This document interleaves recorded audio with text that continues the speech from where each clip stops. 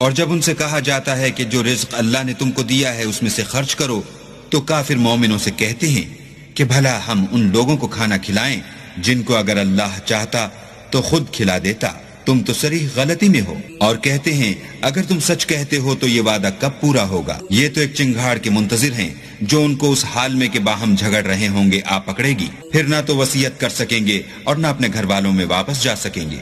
اور جس وقت سور پھونکا جائے گا یہ قبروں سے نکل کر اپنے پروردگار کی طرف دوڑ پڑیں گے، کہیں گے اے ہے ہمیں ہماری خوابگاہوں سے کس نے جگا اٹھایا؟ یہ وہی تو ہے جس کا اللہ نے وعدہ کیا تھا اور پیغمبروں نے سچ کہا تھا۔ صرف ایک زور کی آواز کا ہونا ہوگا کہ سب کے سب ہمارے روبرو آ حاضر ہوں گے۔ اس روز کسی شخص پر کچھ بھی ظلم نہیں کیا جائے گا اور تم کو بدلہ ویسا ہی ملے گا جیسے تم کام کرتے تھے۔ اہل جنت اس روز عیش و نشاط کے مشغلے میں ہوں گے، وہ بھی اور ان کی بیویاں بھی سایوں میں تختوں پر تکیے لگائے بیٹھے ہوں گے، وہاں ان کے لیے میوے اور جو چاہیں گے موجود ہوگا۔ پروردگار مہربان کی طرف سے سلام کہا جائے گا، اور گناہگارو تم آج الگ ہو جاؤ۔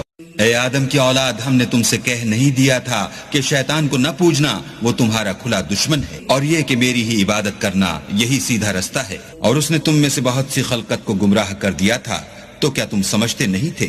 یہی وہ جہنم ہے جس کی تمہیں خبر دی جاتی تھی۔ سو جو تم کفر کرتے رہے ہو اس کے بدلے آج اس میں داخل ہو جاؤ۔ آج ہم ان کے منہوں پر مہر لگا دیں گے، اور جو کچھ یہ کرتے رہے تھے ان کے ہاتھ ہم سے بیان کر دیں گے اور ان کے پاؤں اس کی گواہی دیں گے۔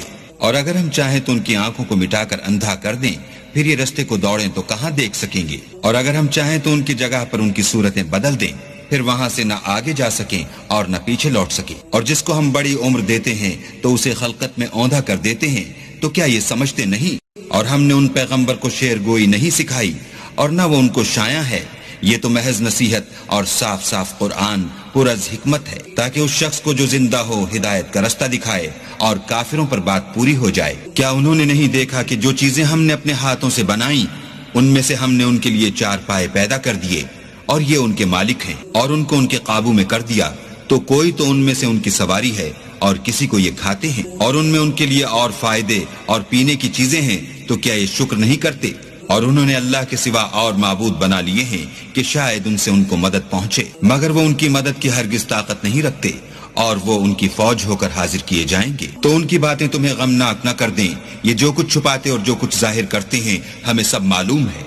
کیا انسان نے نہیں دیکھا کہ ہم نے اس کو نطفے سے پیدا کیا، پھر وہ تڑاک پڑاک جھگڑنے لگا اور ہمارے بارے میں مثالیں بیان کرنے لگا، اور اپنی پیدائش کو بھول گیا، کہنے لگا کہ جب ہڈیاں بوسیدہ ہو جائیں گی تو ان کو کون زندہ کرے گا؟